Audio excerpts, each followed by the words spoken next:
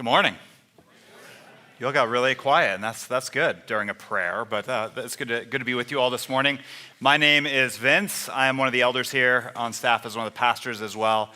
It's good to see so many of you that I know and some faces that I don't know. So if you're new with us, I'd love to meet you at some point. We are going to look at God's Word together this morning. And you may be here this morning as someone who's like, I get it, I know the story, I've heard the story. Let's move on. I really do want to help us understand some things about this celebration together, some things that may hit our hearts as well. And so want to walk us through that together. We have been working through the book of 1 Corinthians as a church, so we'll pick that back up next week, but this morning we're going to be in the book of John. And so I'll point your attention to that. I'll have it on the screen. If you didn't bring a Bible, that's fine. Here's where I'm going to start, though. Even though it may look like, somebody asked me earlier, a couple of people have asked me if this is a Canadian tuxedo that I'm wearing. Even though it may look like that, I'll tell you, I grew up in Missouri. And that's okay. Maybe you grew up somewhere that you wouldn't like to mention. So I grew up in Missouri, and does anybody know the state motto for Missouri? The Show Me State. Right? That is the state motto. If you've been there, or like me, if you grew up there, you begin to see that motto on everything around the state. So you drive in, that sign, by the way, is not as cool as our Colorado sign, but you see it there, you see it on license plates, you see it all over the state. And there are several stories about how did that motto get started. And where people have mostly landed on how that got started is this. Over 100 years ago, there was a congressman by the name of Willard Duncan Vandiver, which is an amazing name. New parents, if you're looking for names. William Duncan Vandiver was his name.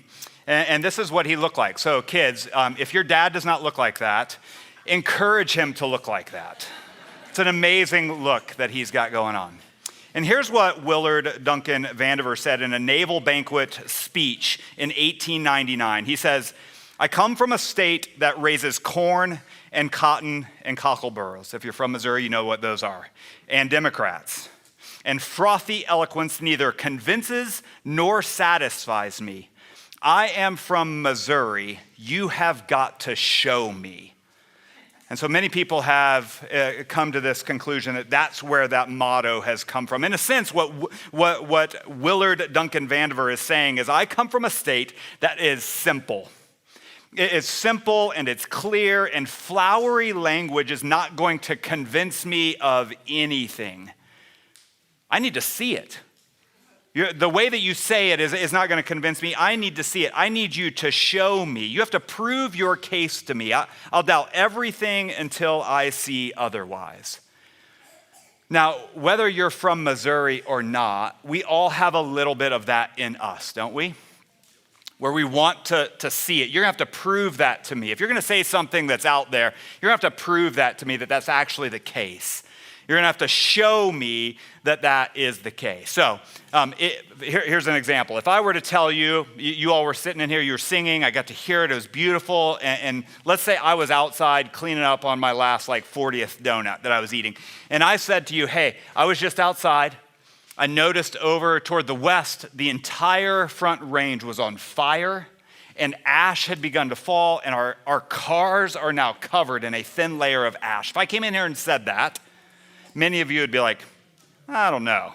Based on we're in Colorado, so it's possible, but based on the last couple days with the temperature and the rain and the snow, I doubt that that's the case. You'd probably doubt that. But let's say you grab someone who you trust quite a bit, and you send them out there, hey, go check and see the validity of what Vince is saying. And they run out and they come back and they say, yeah, in fact, he's right. There's a fine layer of ash over everything. You would say, okay, I kind of trust this person more than I trust Vince. Maybe okay. But there's probably something still in you that says, but I'm going to have to wait until the gathering's over to see if that's really true. We want to see it. We want to see that proof is there. We want to understand that, yep, I see it and I believe it because I see it. We have that in us. When it comes to belief in God, I think the same kind of things hold true. Yeah, we believe in God, we can say that, but do we truly believe that he is who he says he is, that he can do the things he says he does? We come to a weekend like this, specifically a weekend like this, where we're celebrating what God has done through his son. And there can be some doubts in us. Can we just phrase that, or say that right now? There can be some doubts even among us this morning. And in fact, I'd like to just very generally classify, categorize who we have in the room. And I think I'll just narrow it down to two categories. And here are the categories. I think there's one group of people in the room that would say, I'm a Christian. That's who I am. Maybe you've been a Christian for a while. You know the events surrounding Easter. You would say, that's me. I believe what God has done and what he's done through his son. But there's still something beating around in you that thinks, but I'm not sure what is really going on, and I'm not sure how that applies to my life today.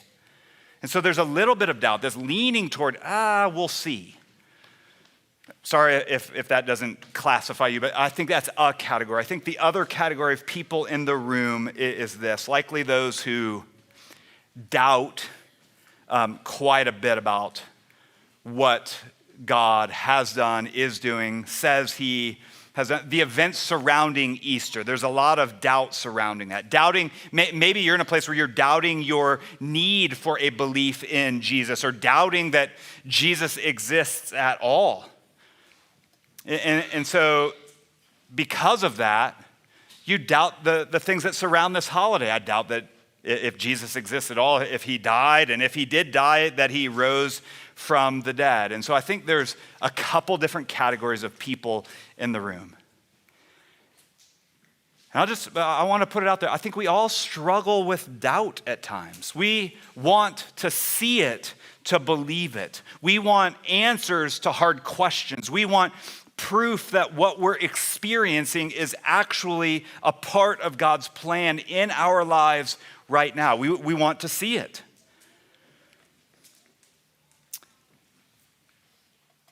We're not alone in that.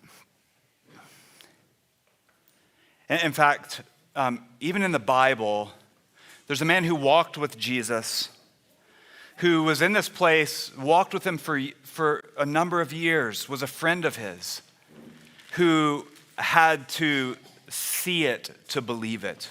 A man by the name of Thomas. Maybe Thomas was from Missouri.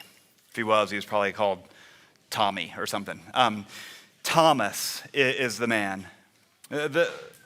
We see him throughout the story of the life of Jesus. In fact, this story, maybe for you, it's a familiar story. You know the story of Jesus. You know the Christmas story, that Jesus came as a baby, that he lived on this earth for some 30 years, and that he gathered a group of 12 followers, 12 friends around him. And we know that outside of that group, generally speaking, there are a lot of people who really hated Jesus and the claims that he made about being God and about being the Messiah. And some of us may even know that, that Jesus, who lived here for about 30 years or so, predicted that one day he was going to die. And so we would land in that category and say, I know that. And many of us would know that prediction was true and that he did die. And we were here on Friday and we recognize that. And we walk through those events in the Gospel of John and the Gospel of Matthew. And we saw those events play out. And we read about the death of Jesus in John 19, and that he was brutally beaten and he was spit upon and that he was hung on a cross, nailed to a cross. And so that prediction for him was fulfilled. And maybe less known than that is that Jesus predicted his own resurrection, that he died a brutal death, and 3 days later he rose from the dead, and he predicted that was going to happen. So let's put ourselves, if we can, in the sandals of his followers. Someone like Thomas. If someone came in to you, you're one of his followers, one of those 12, and said to you, hey, I saw you 3 days ago. We're on Sunday, Easter morning, that Sunday. I saw you 3 days ago. You were there when they when they killed Jesus, right? I saw you there. Yeah, okay, I was there. Well, you're not going to believe this, but I saw him across the parking lot. I think he was walking into Chipotle. Now, if you heard that, you would think, okay, you're crazy. It could not have been Jesus. And here's why it could not have been Jesus, because dead people stay dead.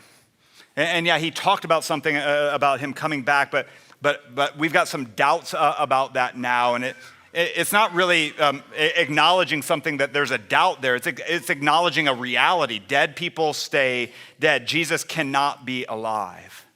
So that's maybe where we would land if we're one of his 12 followers who had walked with him through that whole thing. But we get to John chapter 20, and we meet a woman by the name of Mary who stood in front of the empty tomb and wept. She cried when she looked in because Jesus' body was not there. And when she cried, if you know the story, when she cried, what happened? Jesus approached her and asked her why she was crying. And when she heard the voice of Jesus, she recognized at that moment that it was Jesus. And Jesus says to her, hey, you need to go tell the disciples, tell my followers what has happened. And so Mary runs to the disciples and she says, I've seen the Lord. But still at this point, the disciples have got to be in some shock, right? They're not sure what's going on. Their leader, the one they've been following, has been killed. They put him in a tomb. They know where it is. Probably not believing Mary and the things that she's come to tell them. One of their best friends has been killed. I think sometimes in this story, we separate ourselves from the reality of what was going on. This is a best friend of theirs, and he has been killed. There's still shock there. And I know many of you have experienced the loss of a loved one even recently. And you've walked through that tragedy. And you've experienced everything that goes along with that. And one of the things that you've probably recognized is that there's a good amount of disbelief in what has gone on. Has this really happened? Has what I'm waking up to every morning a reality? You sort of shake your head, pinch yourself, and is this a reality? Every day you sort of start the day living in this fog. What in the world has happened? If you've been there, you probably understand what the disciples are walking through and can imagine that there's a lot of shock, a lot of disbelief for them. Now, that same evening, when Mary comes to the disciples and says, I've seen the Lord, that Sunday evening, the disciples were hiding out in a house with the door locked behind them in fear that the same Jews who had killed Jesus would be after them. They were in a house and we're told that Jesus came and stood among them. And he says to them, peace be with you. I think that's a humorous thing that we would just recognize. That's funny, that almost anytime we see an angel or Jesus or some God figure approach someone, they always say, peace be with you. And it's probably because they can see the face of the person who's terrified. And so they say, peace be with you. Jesus steps in and says, peace be with you. There's got to be some disbelief among the disciples even in that moment. And so what does Jesus do? He shows them his hands and the holes in his hands and the hole in his side. What's Jesus doing? He's proving to them that it's him. It's really me. So we get to chapter 20, verse 20, and he says, look, you see it. It's right here in my hands and in my side. And after seeing this, we're told the disciples were glad they had seen Jesus. But there's someone who's missing. If you know the story, you know this. Thomas was not there that evening. Thomas wasn't with them when they were approached by Jesus, so the disciples had to go tell him. In verse 24 of chapter 20, it says, now Thomas, one of the 12, called the twin, was not with them when Jesus came. So the other disciples told him, we've seen the Lord. But he said to them, unless I see his hands, in his hands the mark of the nails, and place my finger into the mark of the nails, and place my hand into his side, I will, what's the word? Never believe. This isn't maybe I will. He says, I will never believe. And I don't think any of us would be much different. I think we would be right there with Thomas. Thomas wasn't there when Jesus, do you understand that picture? He wasn't there when Jesus came to them. He shows them the holes in his hands and the hole in his side. Thomas wasn't there. And so they come to him and say, this is what we've seen. He says, I'll never believe it until I'm able to touch it.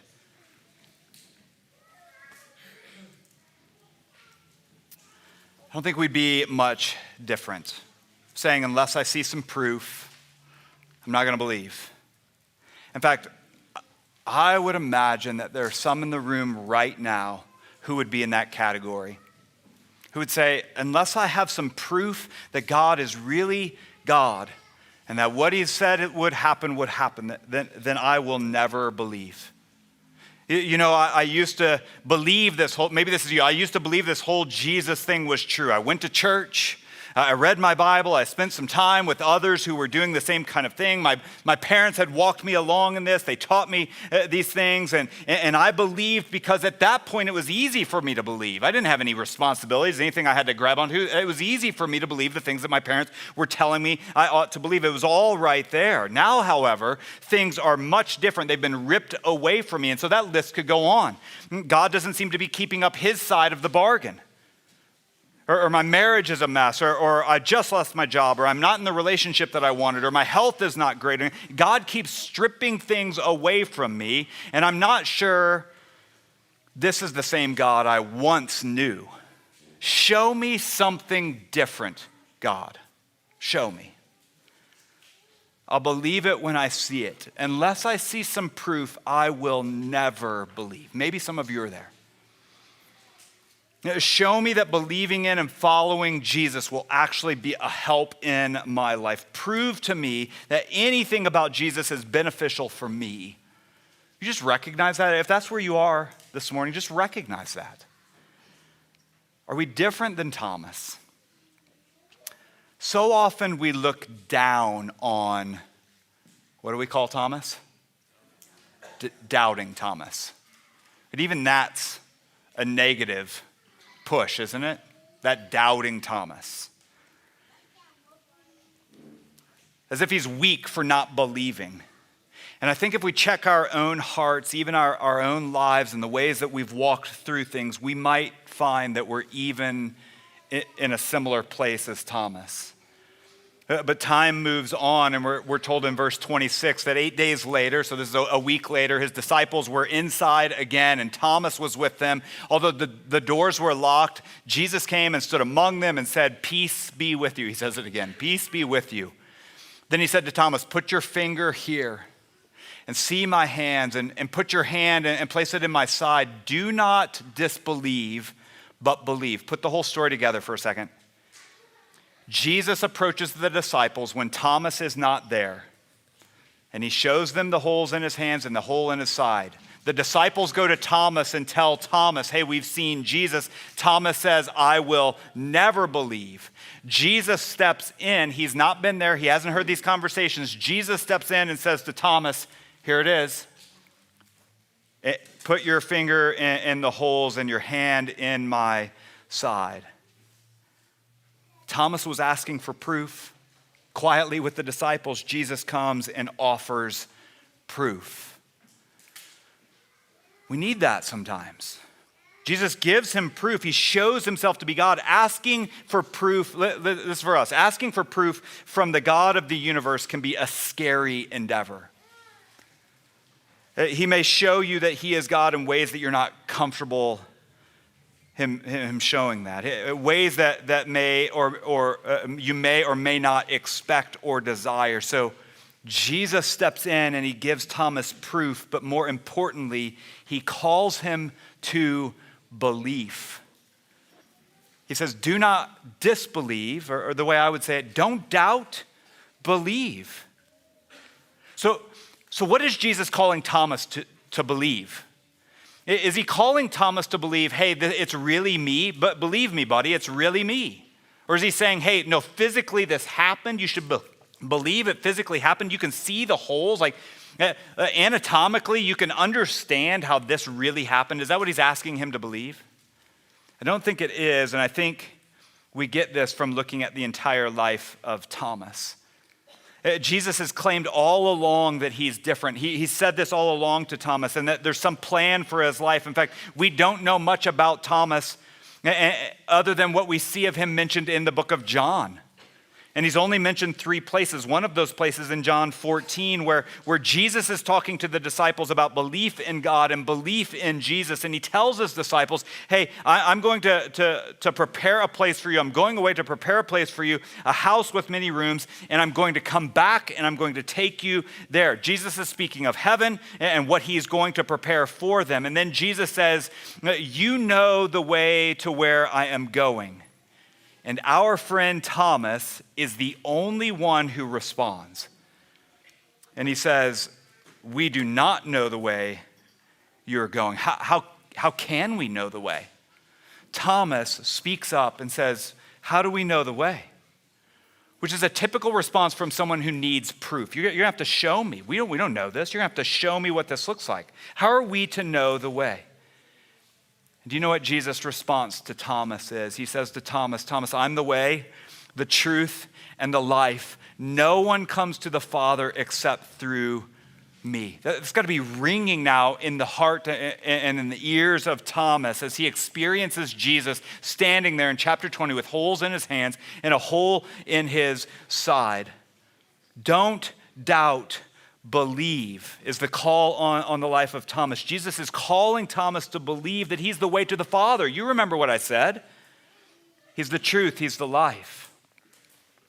And I know, I'm positive of it, that there are people in the room this morning who are doubting it, and you're not alone. We see it in the life of Thomas, and Jesus is calling you, Jesus is calling me back to his truth. In him alone is life.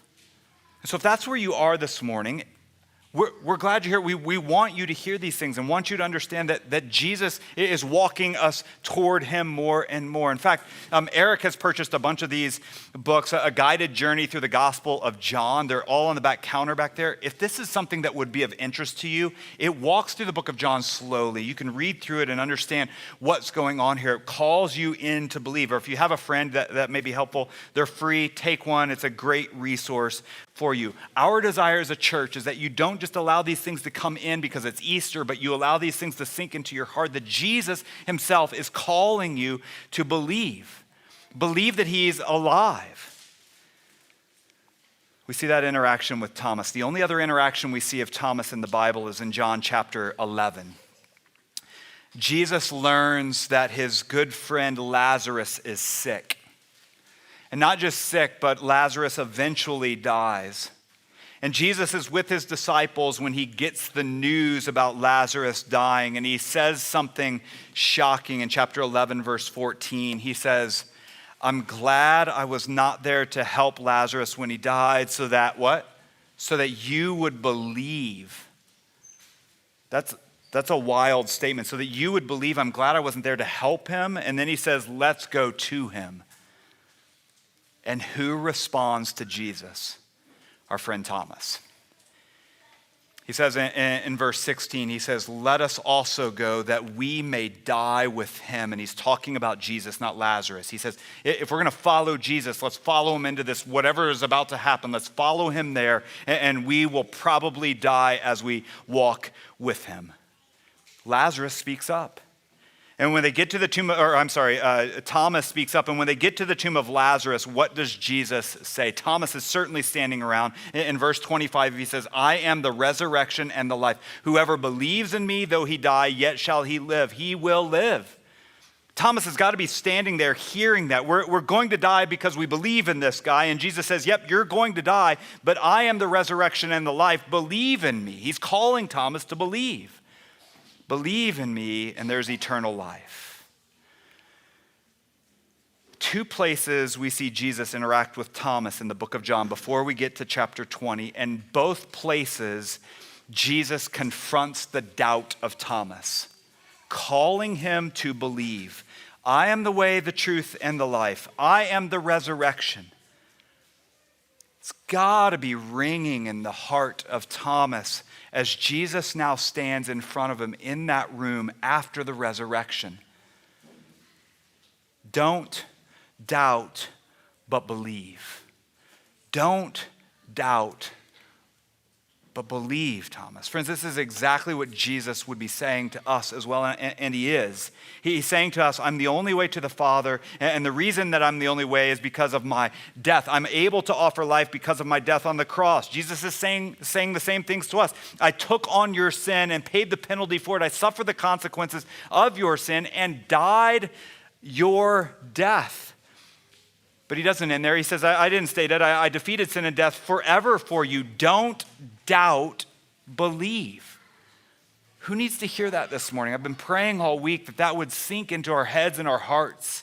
Don't doubt, believe. And do you know how Thomas responds to Jesus in chapter 20? Don't doubt, believe. Here's what he says. My Lord and my God. That's the very opposite of doubt and disbelief. Doubt and disbelief turn us inward to us being the one who knows the truth, because it's not that. That's craziness. So I know what is true. Thomas does just the opposite. He says, my Lord, the one who is the Lord of my life, the Lord of my heart. And he doesn't just say my Lord, he also says my God. God is the one I worship, my Lord and my God. Thomas is a man whose heart has changed from doubt. He needs to be shown. You got to show it to me, show it to me, show it to me. Jesus keeps calling him to believe, believe, believe.